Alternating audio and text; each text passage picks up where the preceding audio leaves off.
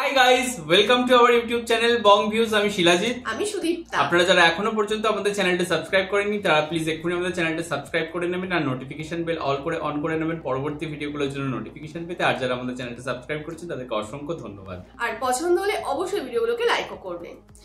আজকে আমরা আবারও নিয়ে চলে এসেছি ইসলাম রিলেটেড ভিডিও, যার টাইটেল হচ্ছে কেন ফিলিস্তিন এত গুরুত্বপূর্ণ এবং চ্যানেল নেম হচ্ছে 71 টিভি। চলুন দেখে নিই ভিডিওটা। আর ভিডিওটা যদি কপিরাইট ক্লেমের জন্য ব্লক হয়ে যায় তাহলে সম্পূর্ণ ভিডিওটা আপনারা আমাদের ফেসবুক পেজ বা ইনস্টাগ্রাম পেজে পেয়ে যাবেন। আর ফেসবুক পেজ বা ইনস্টাগ্রাম পেজের লিংক আপনারা আমাদের ডেসক্রিপশন বক্স ও ফার্স্ট পিন কমেন্ট থেকে পেয়ে যাবেন। তাহলে চলুন সবাই মিলে ভিডিওটাকে শুরু করি।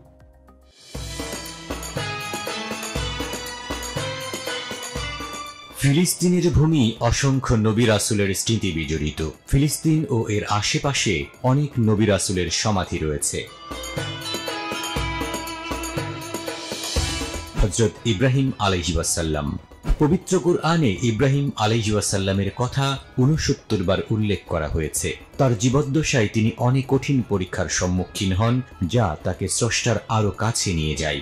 ইব্রাহিম আলাইহিস সালাম তার জীবনের অনেক বছর তার পরিবারের সাথে ফিলিস্তিনে কাটিয়েছেন এবং তার সমাধি আল খালিলের পুরনো শহরে অবস্থিত। হেব্রন নামেও এটি পরিচিত। এটি এমন একটি স্থান যেখানে হযরত ইব্রাহিম আলাইহিস সালাম তার স্ত্রী সারাহ রাদিয়াল্লাহু তাআলা এবং পুত্র ইসহাক আলাইহিস সালামের সাথে থাকতেন এবং বর্তমানে এটি ইব্রাহিমী মসজিদ নামে পরিচিত। সারাহ রাদিয়াল্লাহু তাআলা এর কবরও ইব্রাহিম আলাইহিস সালামের পাশেই মসজিদের ভেতরে অবস্থিত। হযরত ইসহাক আলাইহিস সালাম। হযরত ইসহাক আলাইহিস সালাম ইব্রাহিম আলাইহিস সালামের পুত্র এবং ইসলামের একজন গুরুত্বপূর্ণ নবী। ইসহাক আলাইহিস সালাম এবং তার স্ত্রী রিফাকা রাদিয়াল্লাহু তাআলা এর কবরও একে অপরের পাশে ইব্রাহিমী মসজিদে অবস্থিত।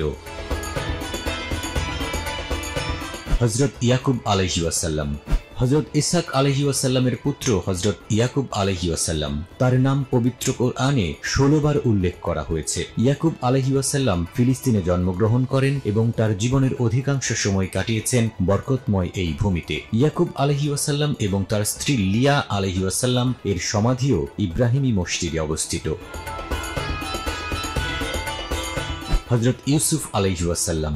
ইয়াকুব আলাইহিস সালামের প্রিয় পুত্রদের একজন হযরত ইউসুফ আলাইহিস সালাম। আল্লাহ তাকে সর্বোচ্চ অনুগ্রহ দান করেছিলেন। ইসলামিক ঐতিহ্য অনুসারে ইউসুফের সমাধিস্থল পবিত্র শহর আল খালিলের ইব্রাহিমী মসজিদের পাশে একটি মধ্যযুগীয় কাঠামোর ভিতরে অবস্থিত, যা ইউসুফ কালাহ নামে পরিচিত। হযরত মুসা আলাইহিস সালাম।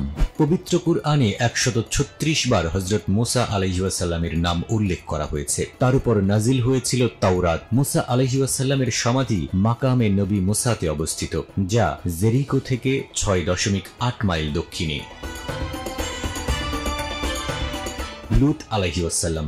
হযরত লূত আলাইহিস সালামের সমাধি মৃত সাগরের কাছে এবং আল খালিল থেকে ৫ মাইল পূর্বে বনি নাইম নামক একটি ছোট শহরের কেন্দ্রে অবস্থিত।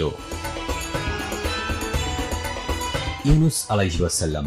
হযরত ইউনুস আলাইহিস সালামের কথা পবিত্র কোরআনে ৬টি সূরার মধ্যে বর্ণিত হয়েছে। ইউনুস আলাইহিস সালাম এর মাজার আল খলিল থেকে ৩ মাইল উত্তরে হুলহুল নামে একটি শহরে অবস্থিত। দাউদ আলাইহিস সালাম। হযরত দাউদ আলাইহিস সালাম একজন মহান যোদ্ধা এবং একজন রাজা, যিনি ৪০ বছর ফিলিস্তিন শাসন করেছিলেন। তার উপর পবিত্র কিতাব জাবুর নাজিল হয়। হযরত দাউদ আলাইহিস সালামের সমাধিটি পুরনো শহর আল কুদসের ঠিক বাইরে জিয়ন পর্বতে অবস্থিত। হযরত সুলাইমান আলাইহিস সালাম। হযরত দাউদ আলাইহিস সালামের পুত্র হযরত সুলাইমান আলাইহিস সালাম। পিতা হযরত দাউদ আলাইহিস সালামের মৃত্যুর পর তিনি ৩০ বছর ফিলিস্তিন শাসন করেন। হযরত সুলাইমান আলাইহিস সালামের মাজারটি মসজিদুল আকসার কম্পাউন্ডে অবস্থিত। মসজিদুল আকসা হচ্ছে মক্কা ও মদিনা শরীফের পর তৃতীয় ধর্মীয় পবিত্র স্থাপনা। হযরত মরিয়ম আলাইহিস সালাম। হযরত ঈসা আলাইহিস সালামের মা হযরত মরিয়ম আলাইহিস সালাম। মরিয়ম আলাইহিস সালামের কবর আল কুদসে অলিভ পর্বতের পাদদেশে একটি গির্জায় অবস্থিত, যা মসজিদ আল আকসার খুব কাছে।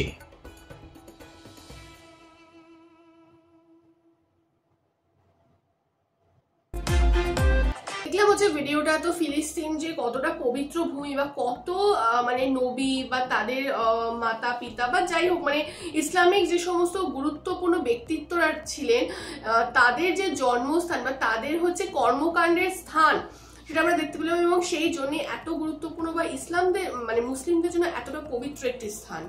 এবং তারা যে ফিলিস্তিনকে এতটা বেশি ভালোবাসে এই মুসলিম ব্রাদার্সহুড বা যে কোনো মুসলিমই বলুন না কেন, এবং তারা যে মুসলিম মানে ফিলিস্তিনের জন্য যে জান পর্যন্ত দিতে পারে তার কারণটাও আমরা এখানে বুঝতে পারলাম যে কেন তো সেখানে এতগুলো নবী তারা জন্মেছেন এবং তারা তাদের কর্মজীবন বলুন বা তাদের ধর্ম প্রচার সমস্ত কিছু এই ভূমি থেকেই আর কি সংগঠিত করেছিলেন। এবং তার সাথে সাথে মানে তাদের ভূমিকা কোরআনে এতবার উল্লেখ রয়েছে এবং তাদের যে ধর্ম প্রচারের মাধ্যমে কত মানুষের কাছে ইসলাম মানে যে সুন্দরভাবে পৌঁছে গেছে এবং তার যে মানে ভালো ভালো দিকগুলো আর কি তারা যে মানুষ উপলব্ধি করতে পেরেছে এবং ইসলামের যে এতটা ব্যাপ্তি তার জন্য কিন্তু এই নবীদের অনেকটা অবদান রয়েছে।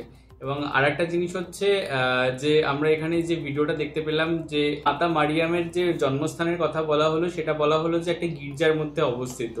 তো সেক্ষেত্রে মানে এটা নিয়ে কোনো কন্ট্রাডিক্ট নেই, আপনারা এটা প্লিজ একটু জানাবেন, কারণ যতই হোক মানে ইসলাম খ্রিস্টান ধর্ম অনুযায়ী হচ্ছে মাতা মারিয়াম হচ্ছে মেরি মাদার এবং সে হচ্ছে যীশু খ্রিস্ট অর্থাৎ নবী ঈসার মা। আগেও করেছিলাম তো একটা ভিডিওতে না, কিন্তু জন্মস্থানটা নিয়ে মানে সেক্ষেত্রে যখন মানে খ্রিস্টানরা সেটাকে দাবি করেছে এবং সেটা একটা গির্জাতে রূপান্তরিত করেছে, তো সেক্ষেত্রে মুসলিমদের কোনো আপত্তি নেই। তো আমার জানার প্রশ্নটা হচ্ছে এটাই।